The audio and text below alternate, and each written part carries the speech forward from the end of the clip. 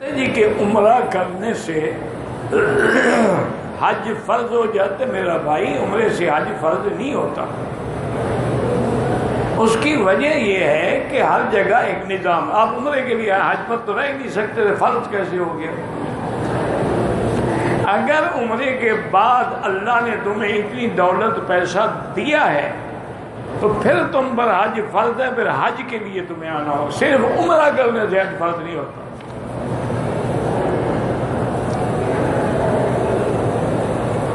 میرے والد نے مجھے میرے بھائی بہنوں کو عمرہ کروایا ہے، 2 بھائی 1 بہن ہیں، بالغ ہیں، لیکن خود کماتے نہیں ہیں۔ باپ کا حج فرض ہو گیا نہیں ہو گیا، وہ تو تمہیں پیسہ ہی والد نے دیا ہے کہ جا کے عمرہ کراؤ۔ جب تمہارے پاس اپنا پیسہ ہوگا، صاحب استطاعت بنو گے، یا پھر حج کے لیے بھی تمہیں باپ مالک بنا دے تو حج کر سکتے ہو۔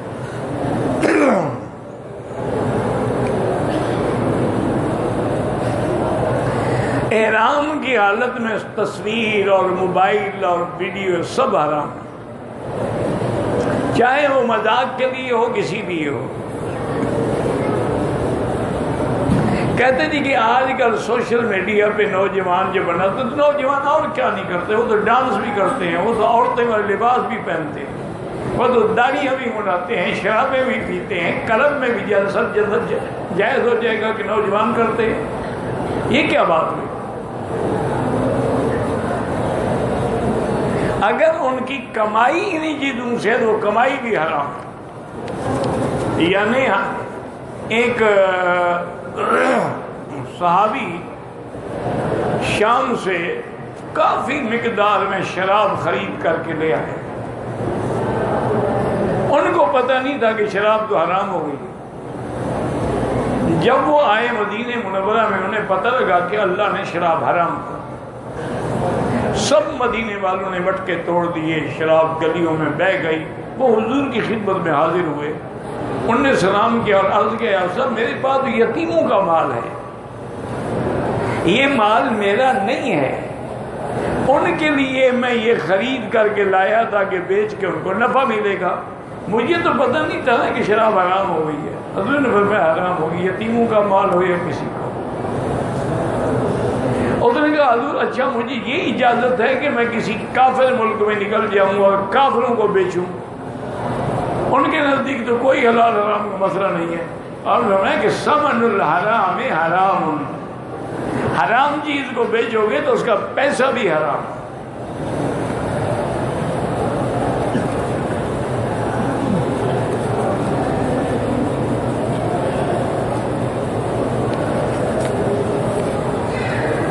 آب زمزم سے چائے بنا سکتے ہیں، یہاں کی جبل احد کی یا کسی پہاڑ کی کنکریاں اپنے ملک لے جا سکتے ہیں، بالکل۔ صرف 2 چیزوں کی اجازت ہے، زمزم یا مدینے کی کھجوریں۔ تمہارے بس میں ہو تو تم تو کعبہ بھی لے جاؤ۔ دیکھا نہیں ہے کہ آج کل وہاں کعبے کے ماڈل بنے ہوئے ہیں، حضور کے روضے کے ماڈل بنے ہوئے ہیں، جلوس نکالے جاتے ہیں، انا للہ و انا الیہ راجعون۔ اور یار ابرہہ نے کعبے کے مقابلے پہ کعبہ بنایا، وہ تباہ و برباد ہو گیا، تم کیسے بنا سکتے ہو؟ یہ شبیہ بنانا بھی حرام ہے۔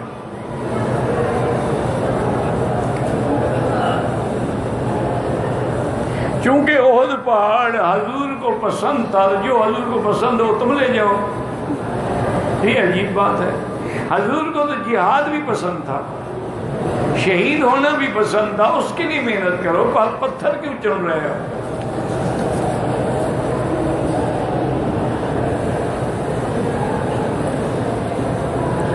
کہ روضے پر پیش کرتے ہیں موبائل فون کے ذریعے ہمارے لوگ دوسروں سے، بالکل غلط ہے۔ مواجہہ شریف میں نہیں بلکہ اس پورے ریاض الجنہ میں بھی آدمی کو ایسی حرکتیں نہیں کرنی چاہیے۔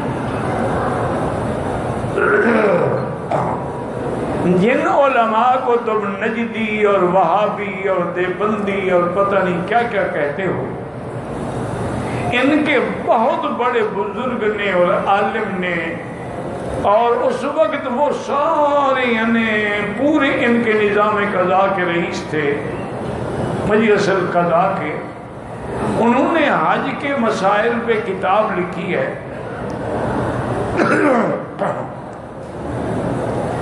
انہوں نے لکھا ہے کہ جب تم صلاۃ و سلام پڑھنے کے لیے جاؤ تو خاشعاً متواضعاً، اپنے آپ کو بڑے خشوع سے، بڑی عاجزی سے اور ایسے انداز میں سامنے کھڑے ہوں کأنک تری النبی صلی اللہ علیہ وسلم، گویا کہ تم حضور کو دیکھ رہے ہو، اسی ادب کے ساتھ کھڑے ہو کہ ادب سے صلاۃ و سلام پڑھو۔ اور اسی طرح علماء نے لکھا ہے کہ جب صلاۃ و سلام کے لیے جا رہے ہو تو پاؤں یہ نہیں کہ ایسے بھاگو یا پاؤں دب دب کرو، پاؤں کی بھی آواز نہ ہو، کیونکہ وہ مقام ایسا ہے کہ وہاں تو آواز اونچی ہو تو عمل برباد ہو جاتی ہے۔ تو اس لیے ویڈیو بنانا یا ٹیلی فون جاری کر کے دوسرے کہو یار تم ٹیلی فون سے صلاۃ و سلام پڑھ لو نا، انا للہ و انا الیہ راجعون۔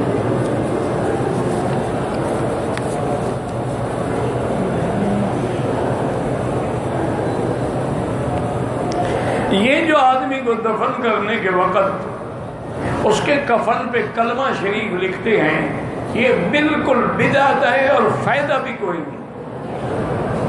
اگر کلمہ دل میں نہیں ہے، ایمان نہیں ہے، عمل صالح نہیں ہے، کوئی فائدہ نہیں۔ حضور نے سیدہ فاطمہ سے فرمایا تھا کہ میری بیٹی یہ ناز نہ کرنا کہ میں اللہ کے نبی کی بیٹی ہوں، بلکہ اعمال صالحہ کا ذخیرہ کرو، چونکہ قبر جو ہے اما روضۃ من ریاض الجنہ، یا وہ جنت کا باغ ہوگی اور حفرۃ من حفر النیران، یا جہنم کا گڑھا ہو۔ تو اس لیے ان کپڑوں سے کوئی فائدہ نہیں ہوتا۔ جیسے آج تم غلاف کعبہ خرید کر کے لے جاؤ اور کسی ہندو کو لپیٹ کے جلا دو یا دفن کر دو، بخشا جائے گا؟ بخشش کا تعلق ایمان سے ہے۔ من کان یرجو لقاء ربہ فلیعمل عملا صالحا ولا یشرک بعبادۃ ربہ احدا۔ جو اللہ کا دیدار کرنا چاہتا ہے اس کے لیے ضروری ہے کہ اعمال بھی صالحہ ہوں اور شرک بھی نہ کرے۔ یہ سب بدعات ہیں، کوئی سبز چادر ڈالتے ہیں، کوئی لال ڈالتے ہیں، کوئی کفنی پہ لکھتے ہیں، کوئی پتہ نہیں کیا کیا کرتے ہیں۔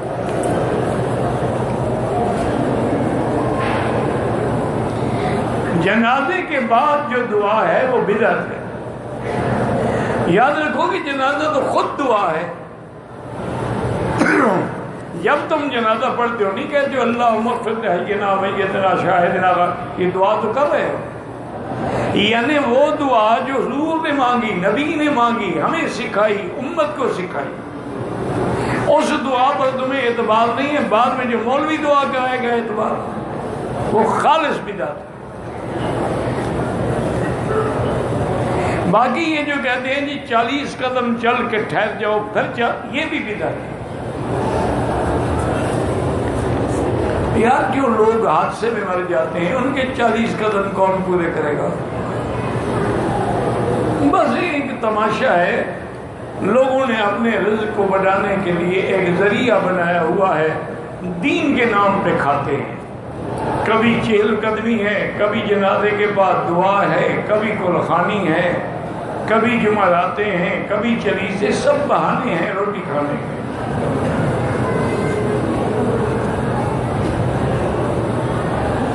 احرام کی حالت میں اگر حجر اسود کو بوسہ دے دے یا غلاف کو ہاتھ لگائے بھی کچھ بھی نہیں ہوگا، لیکن علماء تمہیں سمجھاتے، پتہ نہیں کیوں سمجھ نہیں آتی کہ بھی احرام کی حالت میں خوشبو لگانا منع ہے۔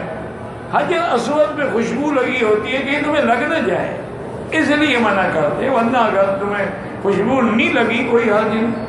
اور حجر اسود پہ لڑنا بھی منع ہے۔ اگر بوسے کا موقع ملے الحمدللہ اور میں اشارہ کرو، اس کا وہی ثواب ہے جو بوسے کا ثواب۔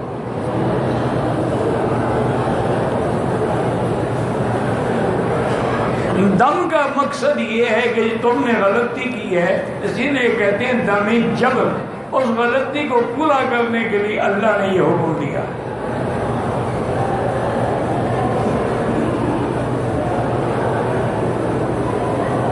بہرحال دم اللہ قرآن میں ہے نا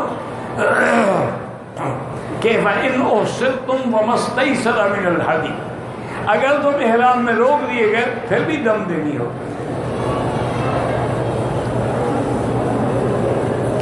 اگر کسی نے مغرب کی اذان ہو گئی، نماز سے پہلے پہلے اسے طواف کے 2 رکعت پڑھ لیے، ٹھیک ہے، جائز ہے، لیکن افضل احناف کے نزدیک یہ ہے کہ مغرب کے بعد پڑھے، ویسے جائز ہے۔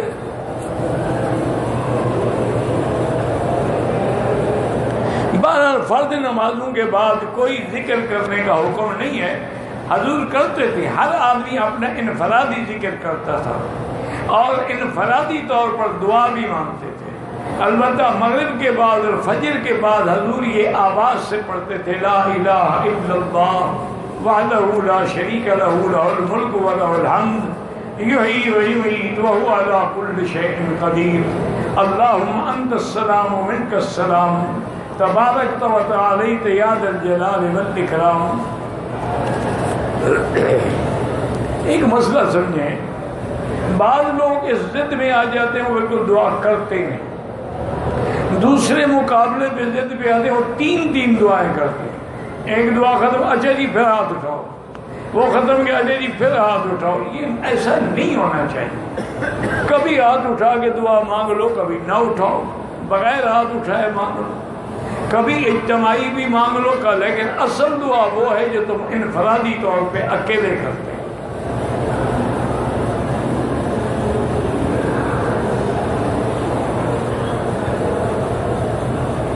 احرام کی چادریں پہنے صرف حجر اسود کو بوسہ دینے کے اور جھوٹ ہے، یعنی اللہ کے گھر بوسہ دینے جا رہے اور جھوٹ ہے احرام باندھا ہوا، حالانکہ وہ احرام نہیں ہے۔ اگر تمہیں شوق ہے تنعیم چلے جاؤ، صحیح عمرے کی نیت کر کے آ جاؤ، طواف بھی کرو، بوسے بھی دو، صفا مروہ بھی دوڑو۔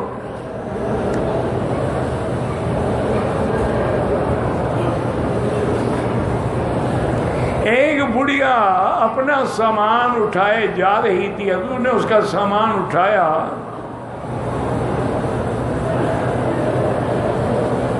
میں نے تو کہیں نہیں پڑھا، ویسے حضور مدد فرماتے تھے، لیکن جس طرح تم نے لکھا ہے ایسا کوئی واقعہ نہیں۔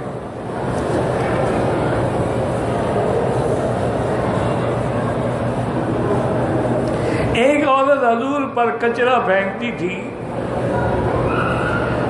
وہ آپ کو نعوذ باللہ، تو آپ اس کی خیریت دریافت کرنے کے لیے گھر گئے، یہ بھی بات غلط ہے۔ اصل بات یہ ہے کہ ابو لہب کی جو بیوی تھی نا، یہ حضور کی چاچی ہے، وہ بغض میں آ کر حضور کے راستے میں کانٹے بچھاتی تھی۔ تو جب کہا گیا ہے کہ دفعہ حضور آئے تو کانٹے نہیں تھے لازم، میں پتہ نہیں خیر ہے آج وہ ہماری مخالفہ نے کانٹے نہیں، انہوں نے کہا جو تو بیمار ہے، اچھا تو وہ تو چاچے کی بیوی تھی انہیں، لیکن وہ اسی طرح دشمن رہی۔ انہوں نے کہا حضور میں آپ پر کبھی بھی ایمان نہیں لے آؤں، اور اسی طرح کفر پہ مر گئی، اور اللہ نے قرآن میں ان کی مذمت فرمائی، وَامْرَأَتُهُ حَمَّالَةَ الْحَطَبِ، لکڑیاں اٹھا کے لا رہی تھی نا، تو رسی گلے میں تھی، گری جو شہید رسی کے پہاڑ کے پتھر میں پھنس کے وہی مر گئی۔ 12 ربیع الاول کو جب سے جلوس نکالنا بالکل بدعت ہے، اور یاد رکھو 12 ربیع الاول وفات کی تاریخ تو ہے، ولادت کی نہیں ہے، ولادت تو آپ کی 9 ربیع الاول ہے۔ یہ تو لوگوں نے ایک رواج ہے، جو نہ مانے وہابی، جو مانے وہ پکا سنی۔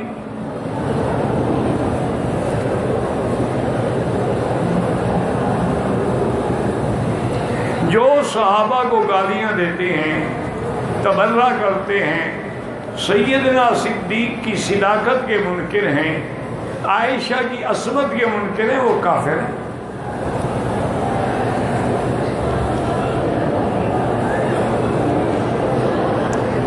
ممبئی سے عمرے کے لیے آیا ہوں، ابھی اکیلا آیا ہوں، دوسرے دفعہ گھر والوں کو اللہ توفیق دے اور آپ کی حاضری بھی قبول فرمائے اور آپ کو فیملی لانے کی بھی توفیق دے۔ اگر ہمارے زندہ رشتہ دار ہیں ان کے لیے عمرہ کریں، عمرہ اپنے لیے کرو، ان کے لیے دعا کرو کہ یا اللہ اس کا ثواب فلاں کو عطا فرما۔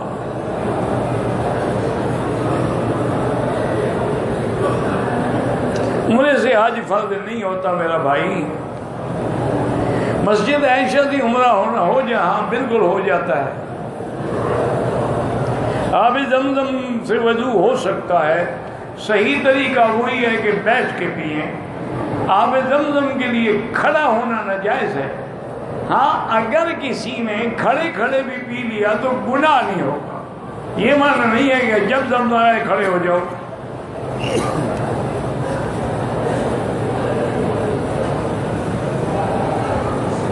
اگر ثواب کی نیت سے مکے مدینے میں ہم پرندوں کو دانہ ڈالیں بالکل جائز ہے، لیکن ایسی جگہ ڈالیں پاؤں میں نہ آئے۔ اگر سواری پر بیٹھ کے نماز آ کے وہ بھی ہو جاتی، حضور اونٹ پہ بیٹھے بیٹھے بھی پڑھتے تھے۔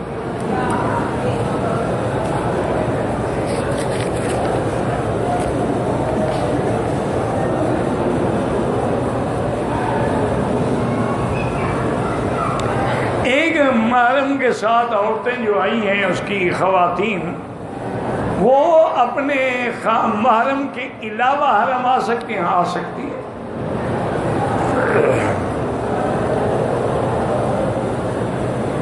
بیت اللہ شریف کی طرف پاؤں کرنا جو ہے جن ملکوں میں بے ادبی ہے وہ نہ کریں، لیکن بہت سارے ملک ہیں جس کو بے ادبی شمار نہیں کرتے۔ مقصد تو ہے کہ بے ادبی نہ ہو، جب ان کے نزدیک بے ادبی ہے ہی نہیں۔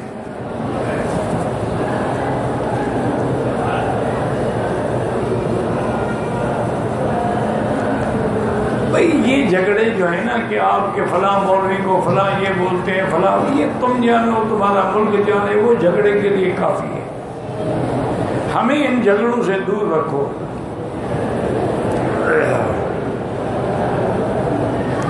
احرام کی حالت میں وضو کرنے کے بعد تولیے سے ہاتھ منہ صاف کر لیے کوئی بات نہیں۔ جو نمازیں قضا ہوئی ہیں پہلے تو توبہ کرو اور اس کے بعد کوشش یہ کرو کہ روزانہ نفل کے بجائے وہ قضا پڑھتے رہو۔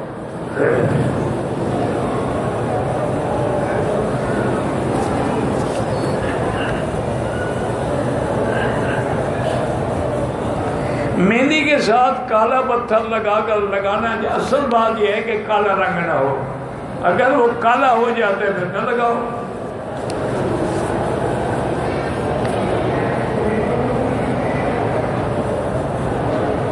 کہتے ہیں جی کہ بد نظری کی وجہ سے اعمال میں دل نہیں لگتا، عمل کرتے رہو خود بخود اصلاح ہو جائے گی۔ اور بد نظری سے بچنے کے لیے لا حول ولا قوت الا باللہ۔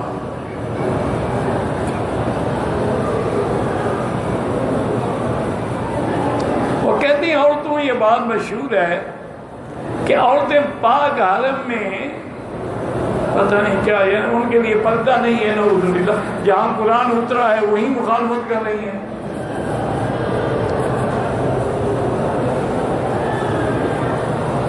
میرا بھائی یہ ضروری نہیں ہوتا، اللہ جس سے بھی دین کی خدمت لیں گے وہ لیں گے۔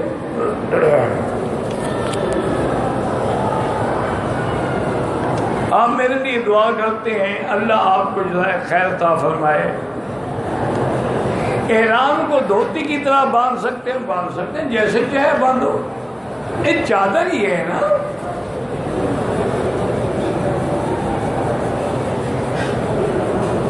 اگر عورتیں آگے کھڑی ہوں یا صف میں برابر ہوں تو نماز احناف کے نزدیک نہیں ہوتی، کوشش کیا کریں گے بچے۔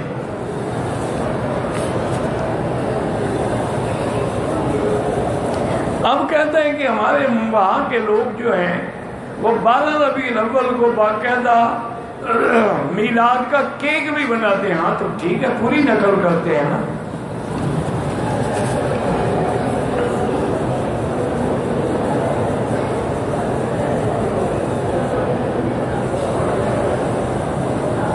میرا بھائی ایک عمل نہیں، جیسے دعا ہے وہ سب کے لیے ہو سکتی ہے، جمیع المسلمین والمسلمات والمؤمنین والمؤمنات، لیکن عمرہ یا حج ایک کے لیے ایک ہوتا ہے، تم سمجھا کرو نا۔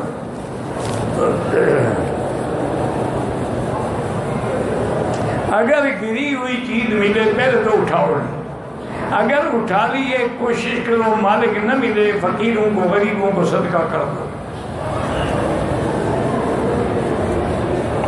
حج فرض نہیں ہوتا عمرے سے۔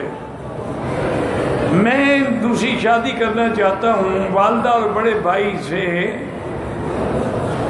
ان کو نکاح کا نہیں بتاؤں، بتاؤ نہ بتاؤ تمہیں دوسری شادی کا حق ہے۔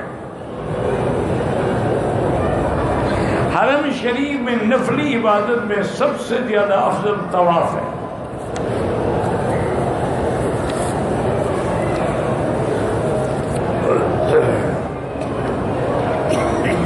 اگر ایک آدمی زندہ تو ہے لیکن معذور ہے، اس کے لیے عمرہ ہو سکتا ہے، فوت شدہ کے لیے بھی ہو، ایک کے لیے ایک۔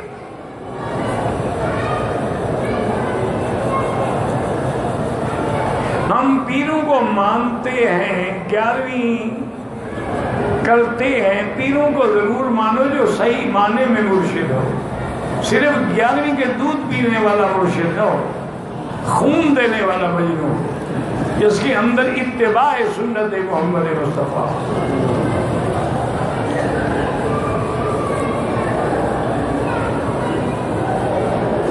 چار رکعت اگر رات کو تہجد کی پڑھیں گے تو ہر رکعت میں فاتحہ بھی پڑھیں گے اور سورت بھی پڑھیں گے۔ اپنے کسی رشتہ دار کے لیے عمرہ کر سکتے ہیں، زندہ شخص جو معذور ہے، بیمار ہے، اس کے لیے بھی کر سکتے ہیں۔ میرے بیٹے کا نام علی حیدر ہے، اس کو ہر بات پہ غصہ آ جاتا ہے، تو آپ نے نام جو ایسا رکھا ہے حیدر، بہرحال بڑا پیارا نام ہے، حضرت علی کا نام ہے۔ یہ غصہ جو ہے نا، اس کی دو وجہ، کبھی کبھی یہ بیماری بھی ہوتی ہے۔ زمزم پلاؤ ہر نیت سے۔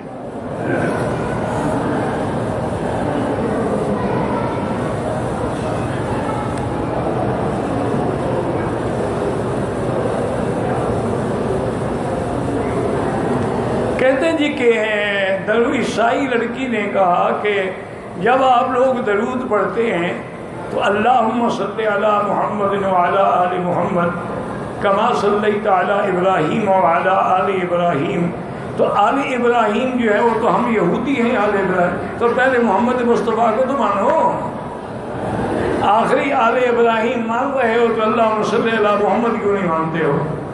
یہ عجیب بات ہے، میٹھا میٹھا آپ پر کڑوا کڑوا تو۔ اور دوسری بات یاد رکھو، آل سے مراد اولاد نہیں ہے، آل سے مراد اتباع کرنے والے ہیں۔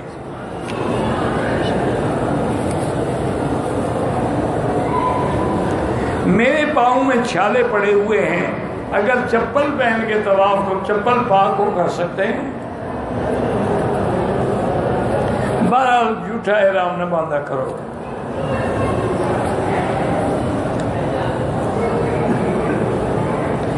احرام کی حالت میں سگریٹ پینا ڈبل حرام ہے۔ عمرے کے لیے احرام باندھا ہوا ہے، طواف کے بعد صفا نہیں دوڑے، اگر اور طواف کر لیں کر سکتے ہیں۔ بھائی حجر اسود سے بوسہ دینے سے دم واجب نہیں ہوتا، خوشبو لگے دو ڈالو بس۔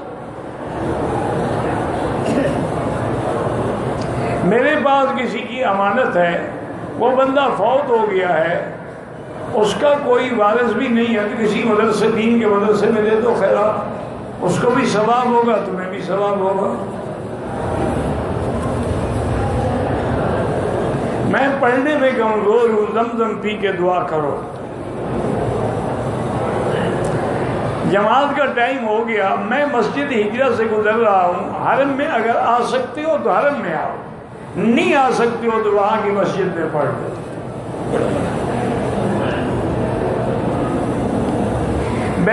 کے سامنے بیٹھ کے زیارت افضل ہے یا قرآن پڑھنا؟ قرآن پڑھنا افضل ہے۔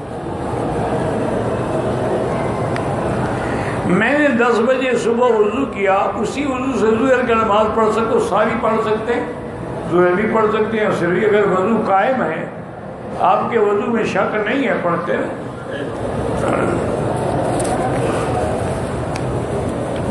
عمرے کے لیے آئے ہیں، 4 روز ہو گئے، عمرے سے فارغ جدہ چلے گئے، واپسی پہ احرام نہیں باندھا، کوئی بات نہیں، جدے سے جدہ میقات نہیں ہے۔ کسی نے عمرے کے بعد حل کیا، قصر نہیں کیا، کپڑے پہن لیے، 5 گھنٹے کے بعد حل کیا، دم پڑ گئی۔ مسجد عائشہ سے حضور نے خود حکم دیا ہے تو عمرہ کیسے نہیں ہو سکتا؟ کیپٹن مسعود احمد عثمانی میں نہیں جانتا کہ ان کے کیا عقیدے ہیں اور وہ کون ہے۔ تقلید کرنا جو ہے یہ حکم ہے، اللہ کے قرآن میں بھی ہے کہ فَاسْأَلُوا أَهْلَ الذِّكْرِ، اگر تم نہیں جانتے ہو تو آپ علماء سے پوچھو۔ مرد عورت کے سجدے میں فرق ہے، عورت زمین کے ساتھ بدن ملا کے سجدہ کرے۔ یہاں کے لوگ جو ہیں وہ فقہ حنبلی پہ عمل کرتے ہیں۔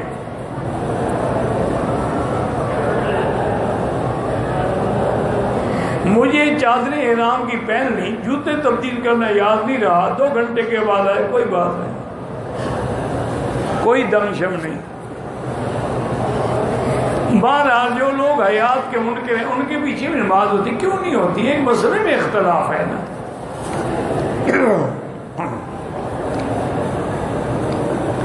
والدہ صاحبہ کو ویل چیئر پہ طواف کراتا ہوں، درمیانے طواف ان کو نیند آ جاتی ہے، ویل چیئر پر ٹیک بھی لگائی ہوتی، پھر تو وضو نہیں رہتا اگر نیند آ جاتی ہے۔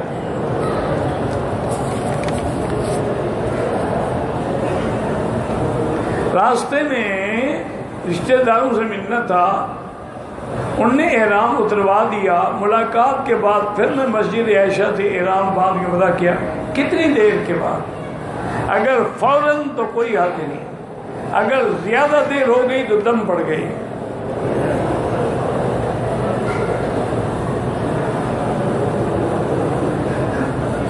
آپ کے والد یہاں بڑے بڑے علماء نے درس دیا ہے، ابھی صرف میرے والد نے تو نہیں، بڑے بڑے علماء درس دیتے رہے ہیں۔ مسجد عائشہ سے بھی عمرہ ہو جاتا ہے۔ وادی جن کے بارے میں نہیں جانتا،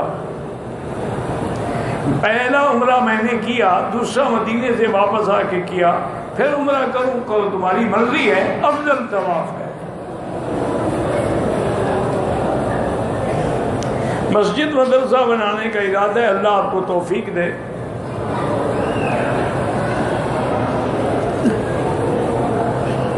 جھینگا مچھلی حلال ہے، 3 وتر سنت ہے۔ جو یہاں 1 پڑھتے ہیں وہ بھی پہلے 2 رکعت پڑھ کے سلام پھیر کے کھڑے ہوتے ہیں، وہ بھی اصل 3 پڑھتے ہیں، درمیان میں سلام کا فاصلہ کرتے ہیں، ہم اعلیٰ فاصلہ نہیں کرتے۔ اگر میقات سے گزر گئے، احرام نہیں باندھا، جتنے باندھا دم پڑ گئے۔ ہم پاکستان جا رہے ہیں تو بغیر دم کے دم کرانا ہوگا، کسی کو پیسے دے دو، میاں بیوی مل سکتے ہیں، پڑھا ہی نہیں جاتا۔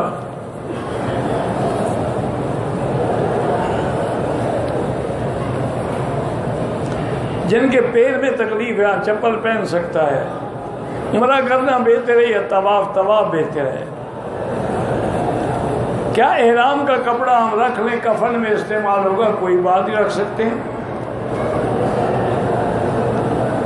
کہتے ہیں جی کہ مداروں پہ چادریں کیوں ڈالوں؟ ان سے پوچھو، زندہ کو دیتے نہیں ہیں، مردوں پہ ڈالتے ہیں۔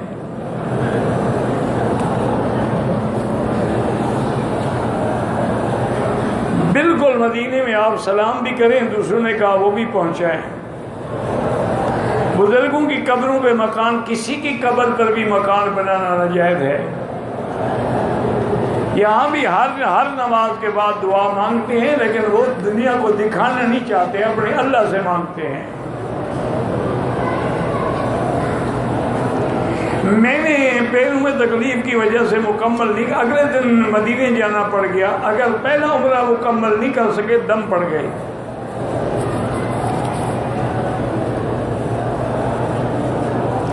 اکیس دن عمرے کے لیے آئے ہیں، اگر 21 دن ایک جگہ نہیں ہیں، کچھ مدینے میں کچھ مکے میں، نماز قصر پڑھیں گے۔ جمعہ کے خطبے میں عصا اٹھانا سنت ہے، نہ اٹھائے تو کوئی بات نہیں۔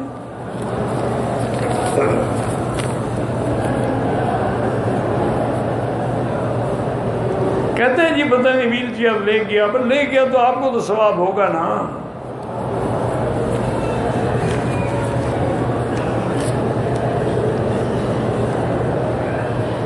میں پتہ نہیں کہ نکاح میں چھوارے بڑھ سنت ہے، ضروری ہے کہ چھوارے ہو، کھجور ہو، کوئی چیز ہو۔ حضور نے میں کوئی چیز تقسیم کر، بس یہ نہیں کہا کہ چھوارے ہر حال ڈھونڈو۔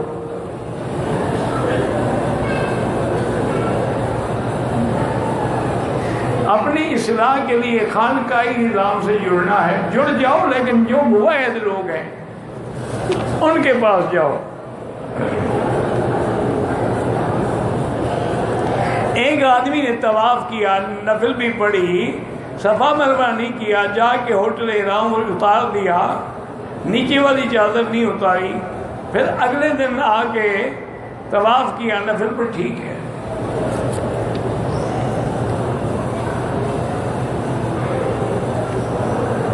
ایک آدمی طواف کرتا ہے، طواف صفا مروہ کر کے بعد میں نفل پڑھتا ہے، کوئی حرج نہیں۔ واللہ اعلم، ربنا تقبل منا انک انت السمیع العلیم وتب علینا انک انت التواب الرحیم۔ اللهم فرج هم المهمومین، نفس کرب المکروبین، واقض الدین عن المدینین، واشفنا واشفنا واشفنا واشف مرضانا ومرضى المسلمین۔ یا اللہ بیماروں کو شفا عطا فرما، بے حیاؤں کو حیا عطا فرما، بے اولادوں کو اولاد عطا فرما، قرض داروں کے قرض عطا فرما، جن کا رزق تنگ ہے ان کے رزق میں برکتیں عطا فرما۔ یا اللہ عالم اسلام کی حفاظت فرما، حرمین الشریفین کو ہر فتنہ سے محفوظ فرما، پاکستان کی حفاظت فرما۔